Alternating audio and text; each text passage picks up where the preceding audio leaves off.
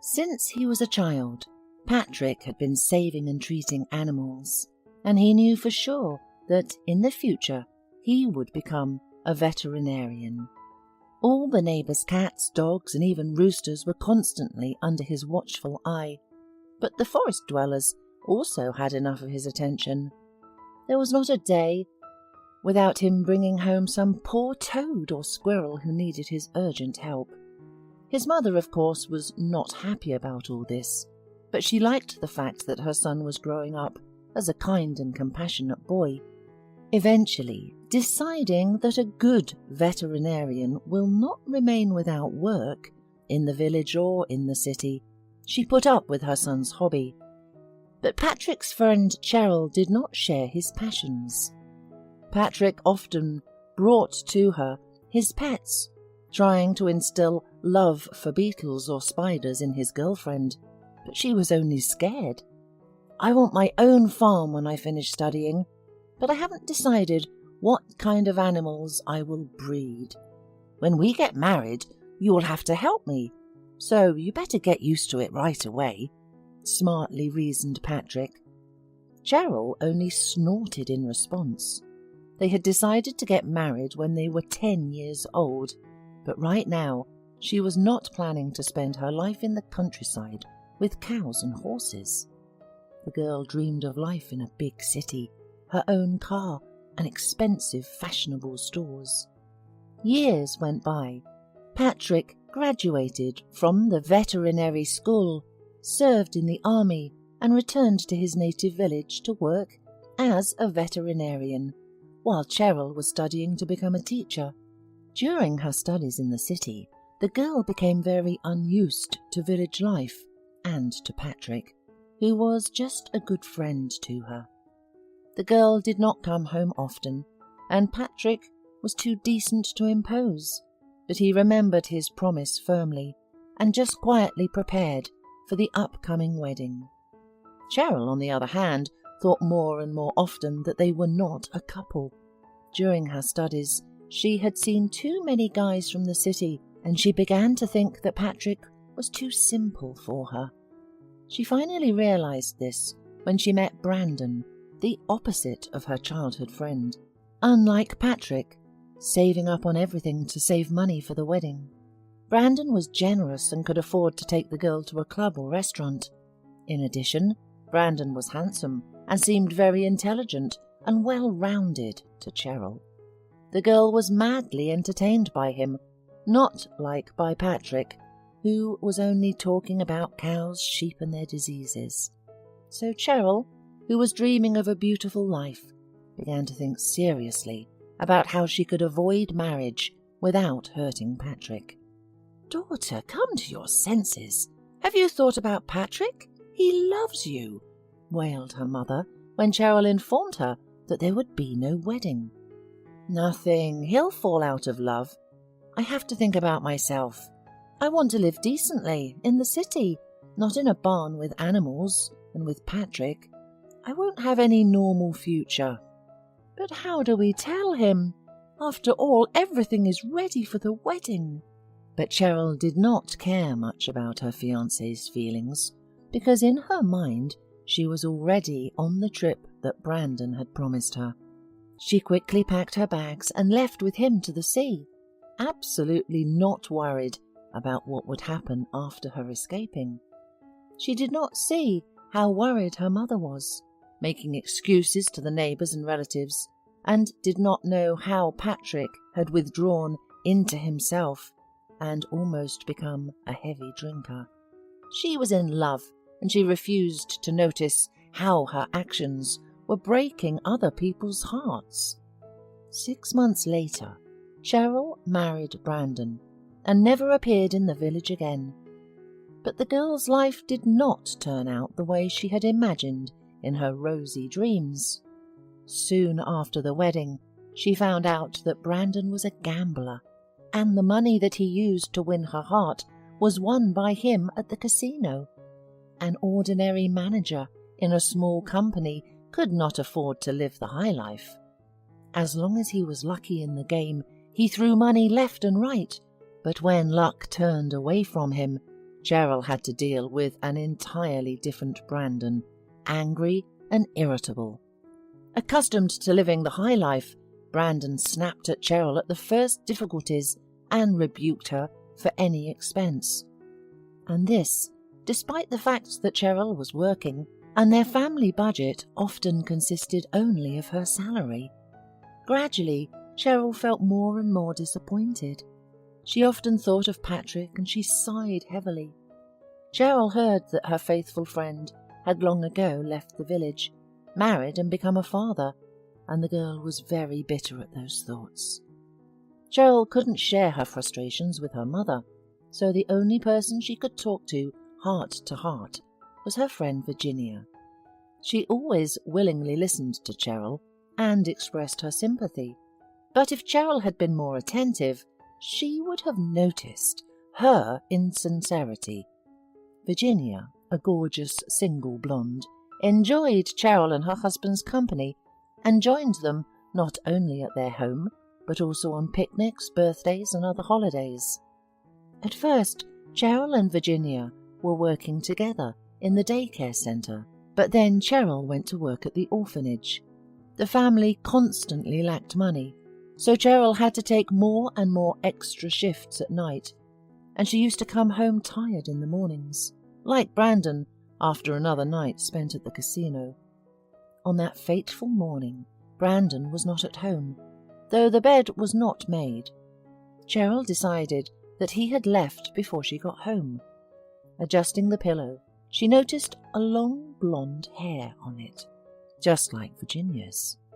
At first, she thought the hair was in the bed accidentally, but seeing a lipstick mark on the edge of the pillow, Cheryl was almost sure that in her absence, Virginia had visited her husband. Suspecting Brandon on cheating, Cheryl had not been able to sleep that morning. Thinking things over carefully, she left the house, bought a portable camera at the nearest electronics store, and installed it in the bedroom. She knew that Brandon had no competitors in the skill of lying, and he would certainly think of ways to justify himself. So she wanted to see everything with her own eyes. After telling her husband on the phone that she had to go to her mum's house for a couple of days, Cheryl turned on the camera and left. When she returned 2 days later, she immediately rushed to watch the video from the camera. Her premonition did not deceive her. Cheryl felt disgusted by what she saw. She quickly gathered her things and, without waiting for her husband to return, left the apartment. "Cheryl, where are you?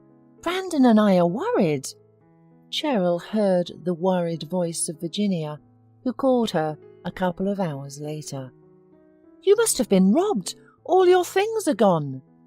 "No, it's just that I've left Brandon. The apartment is vacant, and don't call me again. I know all about you," answered Cheryl sharply and hung up. She rented an apartment and filed for divorce. Her soul was empty and only thought that she had once exchanged so foolishly loyal, sincere Patrick for wretch Brandon did not give her any peace.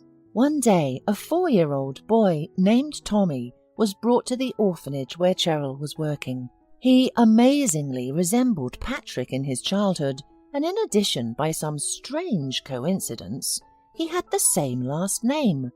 The boy was very frightened, but Cheryl hurried to calm him down. She took him by the hand and led him to meet the other children. "And your daddy's name?" she could not resist asking on the way to the playroom. "Patrick," the little boy answered quietly. "And where's your daddy now?" asked Cheryl, and her heart clenched, fearing the possibility that Patrick may have passed away. But it turned out that his father was under investigation. Hearing this, Cheryl immediately went to the village to find out what happened to her former fiancé. There, she was told he had recently been arrested because he had run over a man to death. Cheryl couldn't believe it. Patrick, That sweet and awkward boy from her childhood didn't fit the role of a vicious racer. Where is Tommy's mother? Why was he sent to the orphanage? Cheryl asked Mrs. Ramirez, Patrick's neighbour. Yeah, she ran away with her lover as soon as Patrick had been arrested. And Patrick's mother died last year, and there was no one to leave the child with. So they sent him to an orphanage. Mrs. Ramirez sighed. And by the way, Patrick's wife didn't take care of the child much before. He was the only one who took care of Tommy. Mrs. Ramirez also told Cheryl how it really was. It turns out that Patrick wasn't even driving when the accident had happened. His wife loved to party, to have fun, and on one of the days she failed to control her car on the way back from another party. When she called him weeping, Patrick was in the village and asked Mrs. Ramirez's son Bob to give him a lift to the crash site and rushed to save his wife. There were no witnesses to the accident, and when Patrick arrived at the place, he himself got behind the wheel and called the police, taking the blame himself, and took Bob's word that he would keep quiet. After listening to Mrs. Ramirez, Cheryl immediately realized that she was telling the truth. It was so much like Patrick to save even those who didn't deserve it at all. But Cheryl wasn't going to stand for such injustice and leave things as they were. She decided to talk to Bob and persuade him to testify truthfully to save Patrick from prison. Bob, understand. It would have been fine if his wife had stayed at home with her son and waited for Patrick from prison, but she ran away with her lover. For what should Patrick suffer and Tommy grow up in an orphanage? Cheryl had such a gaze that Bob immediately realized that she wouldn't stop at anything to prove Patrick's innocence. After agreeing with Bob, Cheryl hurried back to the orphanage and, after talking to the director, got permission to take Tommy to her home. The director was aware of her fight for the boy's father, so he wished her good luck in restoring justice. The next morning, Cheryl went to Patrick to persuade him to retract his original testimony. Looking into her childhood friend's eyes for the first time in years, Cheryl suddenly realized that she had missed him very much all this time. "Cheryl, is that you? Why have you come?" he asked in surprise. There was no dislike at all in his voice, but only weariness and annoyance that after so many years they had met in such an unpleasant place. "Patrick, I apologize for everything I've done. Believe me, I'm very sorry. I don't know if you can forgive me, but know that I will fight for you. Tommy is at my mum's right now, and I will do everything I can to get you to see each other sooner and never part again. I know the truth." "Cheryl, you don't have to," but the woman interrupted him. "You must agree to act. Your wife has abandoned you and your son, and neither you nor he deserves to suffer because of such a woman. Think, if not about yourself, then about your son. It will be bad for him without you. You may not forgive me, but promise me that you will not leave your son." "Okay, I agree to make an appeal. Are you sure it will be accepted?" "Let them try not to. With Bob's testimony, I'm confident of success." Soon the case was sent for review, and the lawyer was able to obtain an acquittal for Patrick. Once free, the first people Patrick saw were Cheryl and Tommy, who was pressing himself against the woman and trustingly holding her hand. There was so much love and tenderness in Cheryl's eyes that, when she rushed toward Patrick, without hesitation, enclosed her in his arms and pressed her tightly to his heart. "You are my saviour. Let's forget everything that came before, shall we? And if you don't mind, let's start all over again." Cheryl cried softly on Patrick's chest, and Tommy, though he didn't really understand what was going on, was also glad to see that Daddy was now with him again. They all returned to the village together and settled in Patrick's parents' house. After his wife's arrest, Patrick divorced her and immediately proposed to Cheryl. The wedding, which the village had been waiting for several years, finally happened. My love, how could I not understand then that you are my happiness? But now we'll never part, and we'll all live together. But not the 3 of us, but the 4 of us, Cheryl said and smiled slyly. You're going to be a daddy soon. I'm pregnant. Honey, how happy I am, exclaimed Patrick and held his wife tightly to him. Finally, they would have everything they had dreamed of and had going on for so long. Hola, suscríbete a Historias Vitales para no perderte nuevas historias. Mi esposa había estado trabajando en su proyecto especial durante 4 meses ahora. No era su proyecto personal, pero ella era la persona principal y responsable de su éxito. El proyecto estaba diseñado para salvar a su empresa, Bixler Enterprises. Los últimos 4 meses habían sido difíciles porque se vio obligada a trabajar duro. Era importante tanto para ella como para la empresa. Había una buena posibilidad de que Bixler Enterprises quebrara si el proyecto no se completaba. Sarah tenía una licenciatura de Albrecht y un MBA de Wharton. Era la más inteligente de la familia.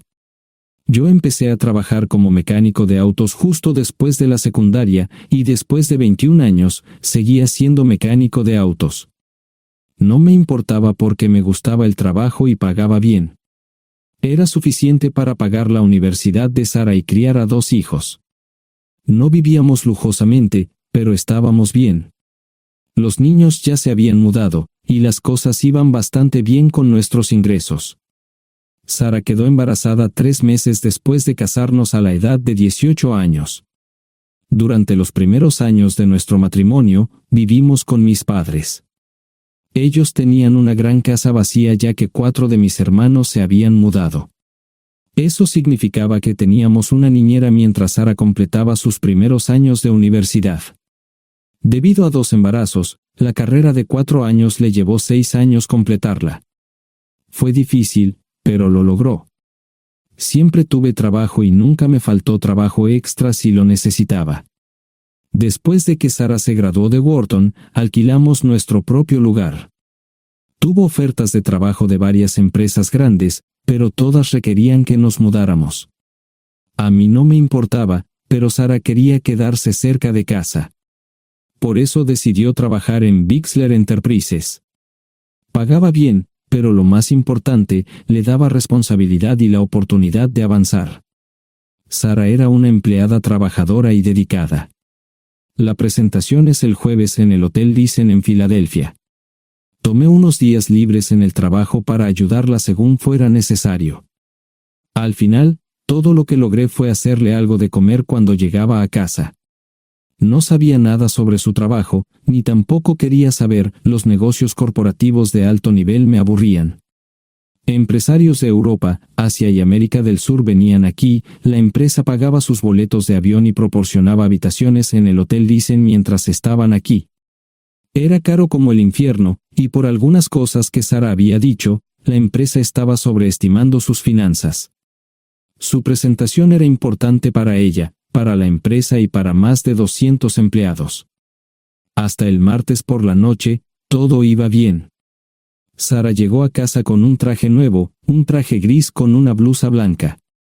Desplegó todo lo que necesitaba en la cama de la habitación de invitados. Cuando se trataba de la limpieza de la casa, ella era normal, pero cuando se trataba del trabajo, era meticulosa. No entendía por qué necesitaba sacar su ropa interior de lujo, pero no dije nada. Además de su traje para la presentación, tenía varios vestidos de cóctel lindos para eventos sociales antes y después del evento. Siempre había evitado tales eventos, pero me sentía obligado a ir con ella si ella quería que lo hiciera. Me agradeció la oferta, pero dijo que no era necesario. Todos los materiales y equipos que necesitaba estaban guardados ordenadamente en el maletero de su Volvo. Antes de salir del trabajo, ella misma conducía el coche para asegurarse de que todo estuviera en perfectas condiciones. Tenía todo el día miércoles para prepararse y toda la noche del miércoles para socializar con sus invitados. Sara era tan buena en lo que hacía que sentía que habría sido mejor si simplemente me hubiera mantenido alejado de ella. Finalmente, había terminado. Lo había revisado y vuelto a revisar todo. Todo lo que necesitaba ahora era una ducha caliente y una buena noche de sueño. Supongo que mi error fue que empecé a revisar sus cosas después de que Sara comenzara a ducharse. Pensé que estaba ayudando, pero resultó ser lo contrario. Estaba moviendo cosas en la cama cuando un pequeño sobre blanco cayó del bolsillo lateral de su bolso de maquillaje. Una carta de una farmacia, pero no del tipo que solemos usar. Dentro había 10 pastillas. No tenía idea de qué era, Pren, y las instrucciones eran confusas. Si es necesario, tomar una pastilla y luego una segunda pastilla 12 horas después. Pensé que podría ser algo que ella había conseguido para la ansiedad o los nervios, pero las instrucciones no tenían sentido. La receta estaba escrita a su nombre el lunes. Volví a poner el sobre en su lugar mientras ella terminaba de ducharse. Decidí que quería saber más sobre Pren antes de contarle sobre ello. Por supuesto, si lo mencionaba, significaría que estaba revisando sus cosas. Odio los dilemas.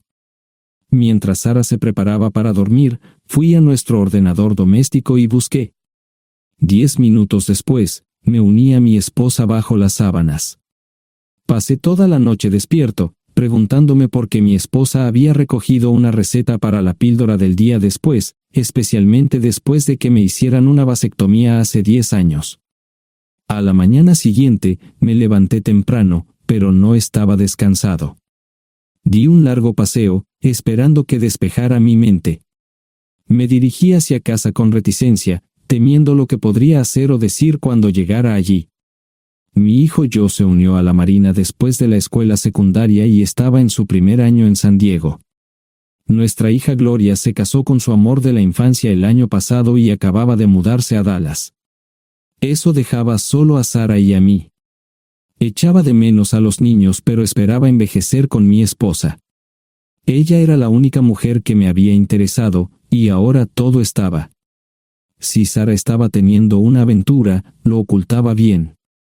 Por supuesto, nunca la vigilé. Nunca miré sus correos electrónicos o llamadas telefónicas. No tenía razones para hacerlo.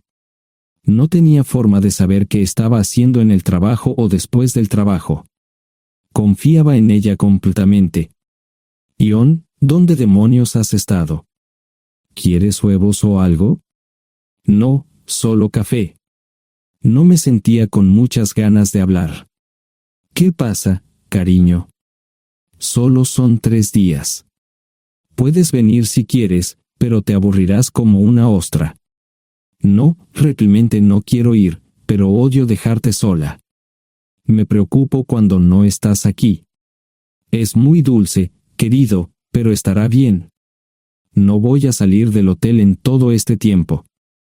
Pasaré la mayor parte del día asegurándome de que la sala de conferencias esté lista, y esta noche tendré una agradable charla con nuestros posibles clientes. Mañana, probablemente ni siquiera tendré la oportunidad de ir al baño. Llegaré a casa lo más temprano posible el viernes, te prometo un gran fin de semana si sabes a lo que me refiero. Todo eso suena bien, pero no puedes culparme por preocuparme. Soy un mecánico de autos, y tengo una esposa hermosa y exitosa. A veces tengo la sensación de que estás menos interesada en mejorar nuestra situación familiar que en avanzar en tu carrera. Detente, maldita sea, Ion. Siempre he respetado lo que haces para ganarte la vida y nunca he insinuado lo contrario. Criaste a 2 grandes niños y me pusiste a través de la universidad.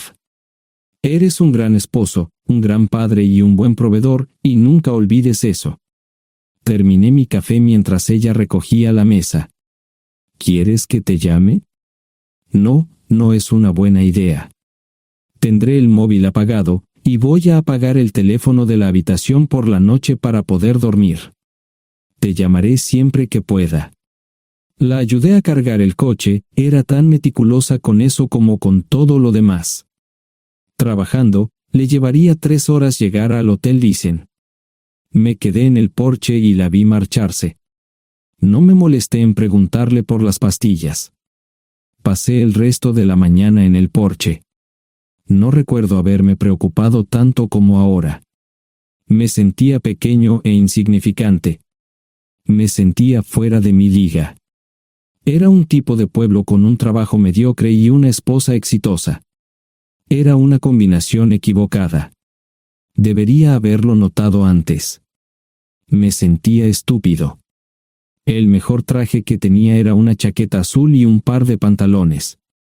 Al menos tenía algunas corbatas, aunque tenían 10 años de antigüedad.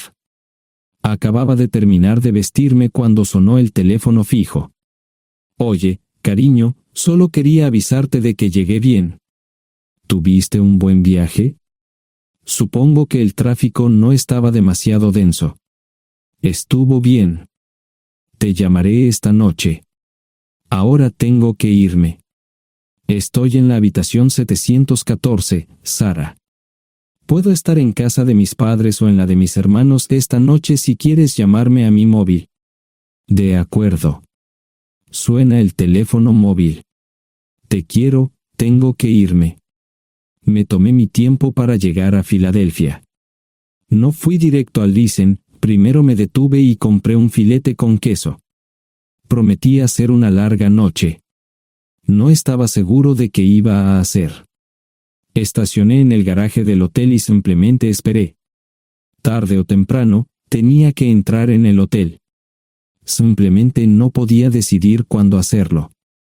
El sonido de mi teléfono celular me ayudó a tomar mi decisión. Ion, solo quería avisarte de que todo se ha arreglado. Ahora voy a bajar para encontrarme con algunas personas y cenar.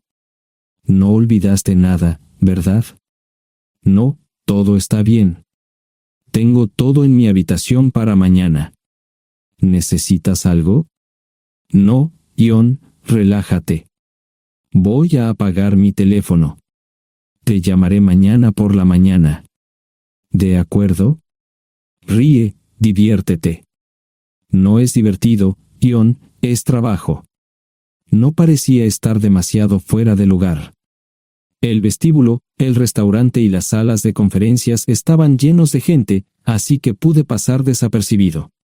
Había un folleto pequeño y bonito que mostraba el diseño de todas las habitaciones del hotel. Me paseé por las diferentes habitaciones y me detuve en las paredes, mirando alrededor entre la multitud. No tenía ni idea de qué haría si Sara me veía. Lo averiguaría si y cuando eso sucediera. Encontré un tablero de eventos que enumeraba todas las habitaciones que estaban siendo utilizadas por los diversos grupos. Bixler Enterprises no tenía habitaciones disponibles para el miércoles por la noche. Esto me pareció interesante. Sara había dicho que no iba a salir del hotel, pero ahora no estaba tan seguro de eso. Había 3 comedores, familiar, informal y de alta cocina. A Sara no le gustaba mucho cenar con niños, así que fui primero al comedor informal. Solo me llevó 5 minutos asegurarme de que no estaba allí. Tuve mejor suerte en el salón gourmet, era una acogedora mesita encajada en la esquina, el tipo de mesa que la gente reserva para tener un encuentro privado. Sara llevaba un vestido de cóctel negro con un escote pronunciado y perlas, se veía elegante y su acompañante parecía apreciarlo. Conocía a algunas personas con las que trabajaba Sara, y él no era una de ellas. Me resultaba familiar, pero no había forma de que pudiera recordarlo. Había muchas sillas libres, así que no tuve problemas para cruzar la sala.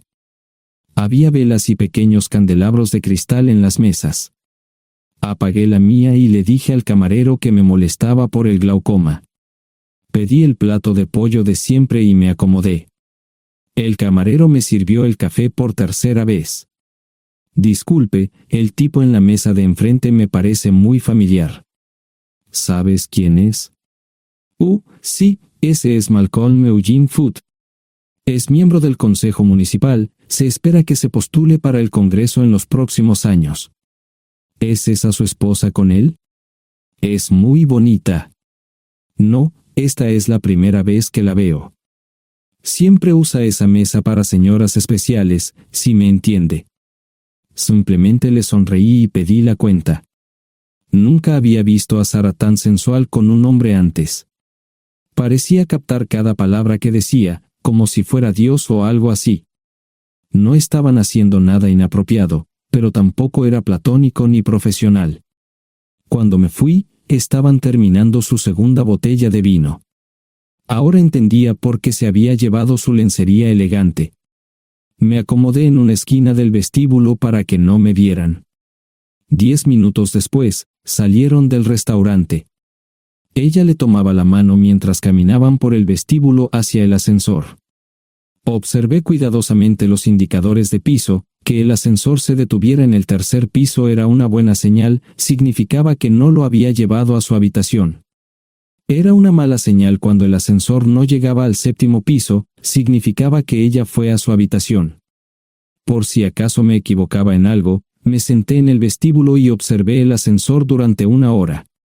La gente entraba y salía, pero Sara no estaba entre ellos. Saqué mi maleta vacía del coche y me dirigí al mostrador de recepción.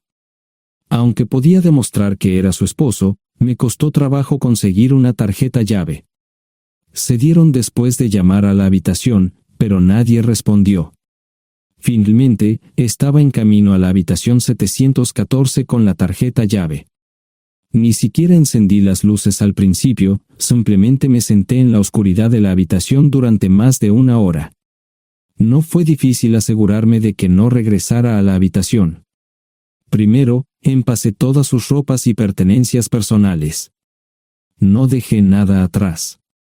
Revisé el paquete de Preven, todavía quedaban 10 pastillas en el tocador. De manera muy ordenada, estaban todos los artículos que necesitaría para su presentación al día siguiente. Comencé a llenar la maleta. Había 24 carpetas promocionales especialmente encuadernadas y otras 20 carpetas regulares, todas ellas fueron a la maleta. Un proyector digital fue lo siguiente, seguido de una computadora portátil. Tomé su bolso y su celular, que había dejado en la habitación. Todo lo que tenía consigo era un bolso de mano y probablemente un tubo de lápiz labial. Di una vuelta por la habitación tan cuidadosamente como lo hizo ella para asegurarme de no perder nada. Una vez satisfecho, dejé las llaves del coche y mi anillo de bodas en el tocador. Aparte de esos 2 objetos, la habitación estaba completamente vacía. El ascensor se dirigió directamente al estacionamiento, no tuve problemas para llevar 2 maletas, y 20 minutos después, estaba en la autopista rumbo al norte. Pasaban las 3 de la madrugada, no tenía idea de que había pasado tanto tiempo. 1 hora o 2 después, sonó mi teléfono celular, la identificación de llamadas mostraba el número del Listen. ¿Ion? Sí, ¿dónde estás? Estaré en casa pronto. Eso fue todo lo que dije. Hubo silencio en el otro extremo de la línea. Los vendedores tienen un viejo dicho, el primero que habla pierde. Pareció una eternidad antes de que ella hablara. Ion, lo siento. No preguntó nada y simplemente colgó. Apagué mi teléfono, era obvio que había regresado a su habitación. Más tarde ese día, tenía que dar una presentación que salvaría a su empresa y le daría un ascenso. Metí las maletas en el desván del garaje. Sara nunca iba allí y nunca pensó en buscar algo allí. Por supuesto, en este punto, estoy bastante seguro de que no importaba. Primero, recogí todas mis ropas y pertenencias personales. La mayoría de los hombres tienen sus propias herramientas, generalmente es un requisito para el trabajo. Pasé por la tienda, cargué las mías en el Subaru y recogí mi último cheque de pago. Para entonces, los bancos ya estaban abiertos, no tuve que hacer ninguna manipulación financiera complicada. Simplemente retiré todo el dinero de mis cuentas. Almorcé en Hagerstown, Maryland. Tenía suficiente dinero para vivir durante unos años, pero sabía que estaría buscando trabajo muy pronto. Sara y yo éramos parecidos en eso de que a ambos nos encantaba trabajar. La voy a extrañar. Pasé un par de horas en las cuevas del Uray y alquilé una habitación cerca de Whitewell. No tenía idea de qué iba a hacer. Era sábado, y me encontré sentado en el acuario de Chattanooga, observando la naturaleza que nunca había visto antes.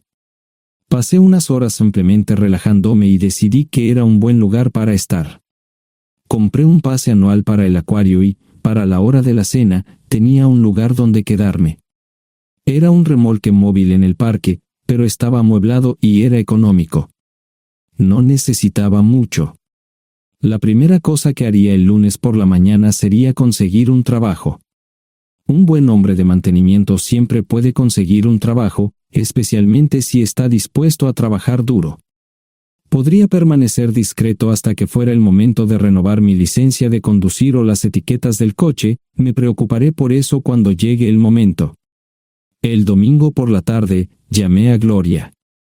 Me sentí obligado a informarle sobre lo que estaba sucediendo, pero Sara ya se lo había contado. Fue bastante franca con Gloria sobre lo que había pasado, dijo que había engañado, que la sorprendí, que me fui y que ella perdió su trabajo. Me sentí mal porque ella perdió su trabajo, pero ese era el precio que tenía que pagar. Le pedí a Gloria que le dijera a Josh lo que estaba sucediendo la próxima vez que hablara con él. También le dije que la llamaría aproximadamente una vez al mes para verificar cómo iban las cosas. No le dije dónde estaba. Para el mediodía del día siguiente, tenía un trabajo. En realidad, estaba a poca distancia del parque de remolques, con el Waffle House a mitad de camino. ¿Qué más podría querer un hombre? No sé cómo manejaron el papeleo, pero me estaban pagando $20 por hora sin hacer preguntas. Estaba feliz, y ellos también. Ni siquiera tendría que tocar el dinero que traje conmigo. Unos 2 meses después, Gloria me informó que Sara se había mudado de la casa y estaba viviendo con sus padres. Gloria no sabía nada más, pero estaba feliz de que estuviera estable y le estuviera yendo bien. Josh me llamó desde San Diego solo para informarme que iba a hacer un crucero. Era técnico en aviónica en un portaaviones, intentó explicar qué hacía exactamente, pero estaba más allá de mi comprensión. Nunca supe mucho sobre cosas técnicas. Ambos tuvieron cuidado de no decir nada malo sobre su madre, aprecié eso. Después de eso, todo siguió como siempre. Comencé a hablar con Gloria al menos semanalmente, Josh y yo comenzamos a enviar correos electrónicos regularmente. Gloria hablaba regularmente con Sara, pero decía muy poco sobre lo que estaba haciendo o dónde estaba. Nunca presenté la solicitud de divorcio, y parece que Sara tampoco lo hizo. Tengo una licencia de conducir de Tennessee y las etiquetas en el Subaru. Comencé a frecuentar un bar local un par de veces al mes y tuve encuentros casuales, 2 mujeres se alternaban como mis compañeras nocturnas regulares.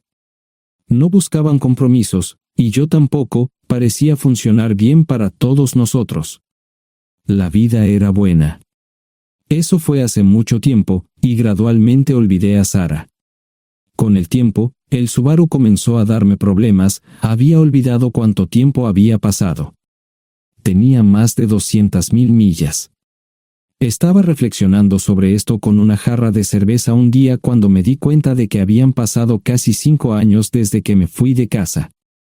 Mantuve un contacto cercano con ambos hijos, Gloria ya tenía 2 hijos propios en este momento y quería que los visitara. Josh casi se casó con una mujer tailandesa, pero en el último momento, se negó. Por lo general, trabajaba 6 días a la semana y usaba el domingo para recuperarme del sábado por la noche, no había ninguna buena razón para que alguien llamara a la puerta de mi remolque a las 6 de la mañana de un viernes. Su grosería fue recompensada por un hombre medio desnudo abriendo la puerta, los calzoncillos del día son repugnantes, y la dama en la puerta, juzgando por la expresión en su rostro, estuvo de acuerdo conmigo. Ella apartó la mirada, pero su compañero no parecía impresionado. Norm habría usado pantalones, pero en un momento como este, los invitados me molestaron. Estamos buscando a John Terrell. No los conozco. Me llamo David Simmons, y esta es mi esposa Mara. Tenemos un problema y esperamos que nos puedas ayudar. Lo siento mucho, no trabajo a altas horas de la noche. Si necesitan algo relacionado con su auto, tendrán que ir a la tienda. Esto provocó varias miradas en blanco y finalmente una respuesta. No tiene nada que ver con tu trabajo, es más un problema personal. ¿Podemos entrar? El interior del remolque lucía desordenado, rara vez tenía invitados, así que rara vez lo limpiaba. Incluso mis novias insistían en que fuéramos a su lugar. Hagan como en su casa, déjenme ponerme los pantalones enseguida. Al entrar en el dormitorio, dejé la puerta abierta solo para mostrarles lo hospitalario que soy. También me puse una camisa. ¿Les gustaría tomar café? Solo tomará unos 10 minutos. Aparté algunas cosas del sofá para que pudieran sentarse, no hubo respuesta a la pregunta del café. Tenemos una hija adoptiva de 4 años y otra de 2 que necesita un trasplante de médula ósea, y esperamos que nos puedas ayudar. Estamos dispuestos a pagarte si es necesario. ¿Con mi médula ósea? No, queremos usarla y estamos dispuestos a compensarte por cualquier inconveniente. Creo que quieren comprarla. Estaba actuando como un listillo, y de repente me di cuenta de ello. Estas personas eran serias, tenían un problema real y estaban buscando ayuda. Lo siento mucho, no quise interrumpir. Por favor, continúen. Nuestra mejor oportunidad de encontrar un donante es un familiar cercano. Eres nuestra mejor esperanza. Mira esto. No quiero ser un grosero, pero creo que se equivocaron de persona. ¿Cuándo nació su hija? Cumplirá 5 años en julio. Marche Simmons habló por primera vez, y sonó sincera. Odio ser el portador de malas noticias, pero me hice una vasectomía hace 15 años. No hay forma de que pueda ser su padre. ¿Por qué tu nombre estaba en el certificado de nacimiento? No puedo responder eso, tal vez deberían preguntarle a su madre. Esa afirmación fue recibida con silencio. Sentí pena por estas personas, pero no sabía cómo ayudarles. ¿Cuál es el nombre de la madre? Sarah Lise Terrell. No encontraba las palabras. Tal vez no debería haber tomado esas malditas pastillas de ella, por supuesto, entonces esas personas no tendrían una hija en absoluto. Todo lo que pensaba que había superado el dolor, y aquí está de nuevo, viejos recuerdos de mi esposa teniendo relaciones sexuales con ese maldito político de Filadelfia. Estaba empezando a olvidarlo todo, y ahora estaba de vuelta. Maldita sea. Ahora entiendo y pido disculpas por mi grosería e insensibilidad. Haré todo lo que esté en mi poder para ayudarles. En primer lugar, porque no puede Sara hacerse un trasplante de médula ósea. Médicamente, no puede. ¿Por qué no? Es madre, tiene que ser una donante adecuada. Ella es una donante adecuada, pero está demasiado enferma. Los médicos se negaron siquiera a considerar utilizarla. ¿Enferma de qué? Está muriendo de insuficiencia hepática. Le quedan menos de 6 meses de vida. Esto no tiene sentido. Siempre ha estado perfectamente sana. Además, no creo que un hígado enfermo le impida donar médula ósea. El hospital no aceptará su firma en el formulario de consentimiento. ¿Estás diciendo que hay algo mal en su cabeza? Ambos me miraron en silencio, sabían la respuesta, pero no querían decirlo. En ese momento, no quería que se sintieran aún más incómodos. Hace 10 minutos, no me importaban, pero ahora sentía que tenía que protegerlos y ayudarlos. ¿Cómo sucedió esto? ¿Podría alguno de mis hijos ayudar? Quizás, pero pensamos que eras nuestra mejor esperanza. ¿Por qué no van tras su padre, su verdadero padre? Pensamos que eras tú. No tenemos ni idea de quién más podría ser. Sara no nos dijo nada sobre otro posible padre. De hecho, ella no estaba en condiciones de explicar nada, agregó Mara. Obtuvimos la mayoría de nuestra información de la agencia de adopción. Tuve que preparar café y hacer pis, permítanme un momento. Dejé a mis invitados sentados mientras preparaba el café. Solo tomó unos minutos. Mientras se preparaba, fui al baño, algo que necesitaba hacer urgentemente. Traté de ser discreto, ya había avergonzado lo suficiente a Mara. ¿Dónde viven? En Westchester, Pensilvania. Les haré una oferta. Si les digo quién es el verdadero padre de su hija, deben prometerme que lo perseguirán sin descanso hasta obtener lo que desean. ¿De qué estás hablando? El padre de su hija es un político prominente en Pensilvania. Por supuesto, negará todo y probablemente les proporcionará documentos legales para detener sus esfuerzos. Si acuerdan presionar lo suficiente para que él admita que la niña es suya, podrán avergonzarlo y obligarlo a hacerse un trasplante de médula ósea. Eso es lo que quieren, ¿verdad? Sí, claro, pero ¿cómo hacemos eso? No lo sé. Soy mecánico. Trabajo con metal para ganarme la vida. Creo que la mejor manera sería utilizar la televisión, la radio y los periódicos. Los políticos harán cualquier cosa para evitar una mala publicidad. ¿Tienen amigos que puedan ayudar? Bueno, ahora ambos estaban sonriendo. Debo haber dicho algo que les dio esperanza. Creo que podemos hacer esto. ¿Quién demonios es él? Malcolm Eugene Foote. Se postula para el Senado de los Estados Unidos. Apuesto a que hará cualquier cosa para evitar una mala publicidad. El café estaba listo, pero David y Marchen no podían esperar para llegar a casa. Antes de irse, les dije cómo ponerse en contacto con Gloria y Josh en caso de que los necesitaran. Estaba seguro de que ayudarían. También les pedí que me dijeran dónde estaba Sarah. Probablemente estaría en Pensacola antes de que ellos regresaran a Westchester. Me corté el pelo y compré una camisa nueva. Sarah era una tramposa que arruinó mi vida, pero aún así quería lucir bien cuando la viera. Era otro remolque, pero esta vez era un bonito doble nuevo. Allí estaba su Volvo con una llanta desinflada y un parabrisas roto. La mujer que abrió la puerta no era Sarah, parecía que la habían empapado fuerte y la habían dejado empapada. Tenía al menos 45, tal vez 50, y debió haber tenido una vida difícil. La falta de maquillaje no ayudaba, y simplemente se veía horrible.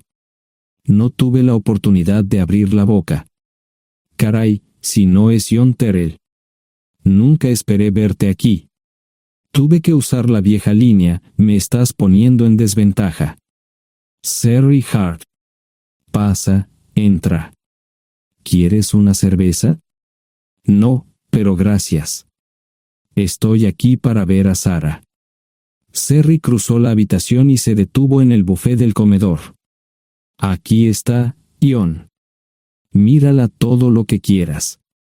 Su mano señalaba una urna de latón que estaba en el centro del buffet vacío. Supongo que llegué demasiado tarde. No me moví, solo me quedé mirando el contenedor frente a mí. ¿Puedo tomar una cerveza ahora? Sarah se mudó a Pensacola después de dar a su bebé en adopción. Compró el remolque con el dinero que recibió de Bixler Enterprises después de que la despidieron. Tenía una participación en las ganancias, 401k, y vacaciones y días de enfermedad. Eventualmente, consiguió un trabajo en una fábrica local de prendas de vestir donde trabajaba en el departamento de envíos. Allí fue donde conoció a Sherry. Sherry alquilaba una habitación de Sarah. Cada centavo que Sarah ganaba iba para el alcohol. Empezó con vino y gradualmente pasó a bebidas más fuertes, las más baratas. Eventualmente, perdió su trabajo debido a su alcoholismo y se vio obligada a usar sus ahorros. Nunca salió con nadie ni salió a ningún lado. Sherry se quedó con ella, pagó sus servicios públicos y compró alimentos que Sarah no comía. Le llevó más de 3 años quitarse la vida. Increíblemente, ella tenía un testamento y me dejó un doble remolque y un Volvo. Sherry explicó que Sarah estaba tan angustiada por lo que había hecho que simplemente se rindió. No intentó evitar el embarazo ni siquiera terminarlo. La adopción se había arreglado meses antes de que naciera el bebé. Nunca volvió a trabajar, excepto en los trabajos clandestinos que hacía mal. Serry dijo que Sarah no parecía tener ambición ni propósito en la vida. Sarah hablaba mucho de mí, pero tenía miedo de intentar contactarme. Gloria le dio mi número, pero nunca me llamó. Era como si su aventura de una noche la hubiera lastimado más a ella que a mí. Estuve allí durante 2 semanas y luego vendí el remolque de Serry por $1 y obtuve $3,000 por el Volvo. 2 días después, estaba en Westchester visitando a mis nuevos amigos David y Marche. Malcolm Eugene Foote resistió al principio, pero David y Marche lo presionaron hasta que cedió. Insistió en pruebas de ADN, que demostraron que era el padre. Para salvar la cara, más o menos lo obligaron a someterse a un trasplante de médula ósea, que fue exitoso. La carrera política y la vida familiar de Malcolm no dejaron una impresión favorable. Su caída en las encuestas fue tan rápida que el partido lo reemplazó por otro candidato unos meses antes de las elecciones. Su esposa solicitó el divorcio y fue muy pública al respecto. Sarah y yo estamos viajando ahora a Dallas para ver a Gloria y a mis nietos. No sé cuánto tiempo mantendré a Sarah conmigo, probablemente hasta que tenga a alguien.